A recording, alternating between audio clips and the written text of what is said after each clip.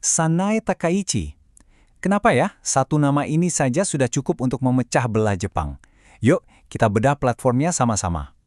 Dia kan terkenal kontroversial banget ya, tapi anehnya dukungannya juga luar biasa kuat. Jadi apa sih sebenarnya rahasia di balik kekuatan politiknya ini? Nah, jawabannya ternyata ada di platform kebijakannya. Dia menawarkan serangkaian reformasi yang super ambisius yang menjanjikan perubahan fundamental di bidang ekonomi, keamanan, sampai ketatanan sosial Jepang. Oke, pilar pertamanya adalah ekonomi. Dan ini bukan soal perubahan kecil-kecilan ya. Kita bicara soal sesuatu yang skalanya benar-benar masif. Kita mulai dari angkanya dulu deh, biar kebayang. 21,3 triliun yen. Ini adalah paket stimulus raksasa yang dirancang untuk bisa dibilang mengguncang fondasi perekonomian Jepang. Tapi ini bukan sekedar bakar uang loh. Takaichi melihatnya sebagai sebuah pertaruhan besar, sebuah investasi strategis untuk melawan inflasi yang lagi tinggi-tingginya dan sekaligus memacu pertumbuhan Jepang di masa depan. Terus, uang sebanyak itu lari kemana aja? Nah, dampaknya ini dirancang untuk dirasakan di semua lini, mulai dari subsidi energi buat rumah tangga, bantuan untuk usaha-usaha kecil, sampai suntikan dana jumbo buat teknologi masa depan kayak AI, luar angkasa, dan pertahanan. Jadi, pendekatannya itu menyeluruh banget. Dan bukan cuma ngasih stimulus, dia juga berani banget mau merombak total sistem pajak dan aturan kerja yang udah puluhan tahun nggak diutak-atik. Tujuannya apa? Ya biar lebih banyak orang mau kerja dan lebih banyak orang mau belanja. Simple. Ekonomi yang kuat, nah itu jadi landasan buat pilar keduanya, memperkuat keamanan nasional Jepang secara dramatis. Poin utamanya di sini adalah percepatan. Dia mau target belanja pertahanan Jepang itu naik jadi 2% dari PDB, dan itu harus tercapai di tahun 2026. Ini jelas sebuah sinyal yang sangat kuat yang dikirim ke kawasan regional dan juga ke seluruh dunia. Tapi, kata kekuatan di sini tuh bukan cuma soal militer.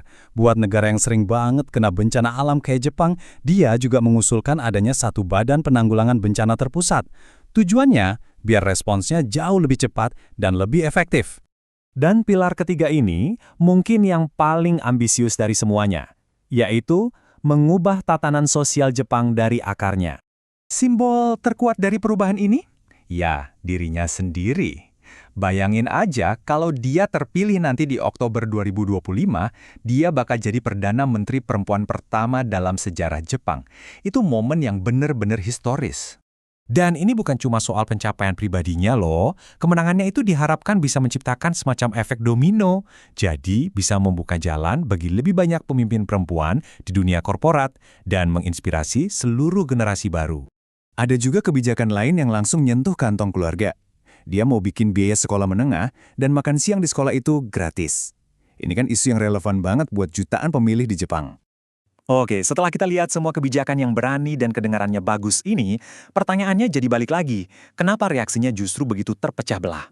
Di satu sisi, ada visinya yang sangat nasionalistis, menjadikan kepulauan Jepang kuat dan makmur. Slogan ini jelas membangkitkan rasa bangga dan harapan besar buat para pendukungnya. Tapi, di sisi lain, ada pernyataannya yang jadi sangat terkenal.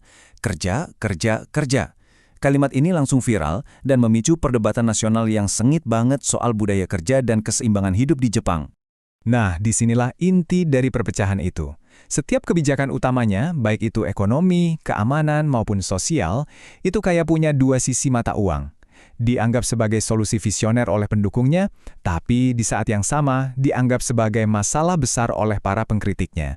Ini semua akhirnya membawa kita pada satu pertanyaan besar di akhir.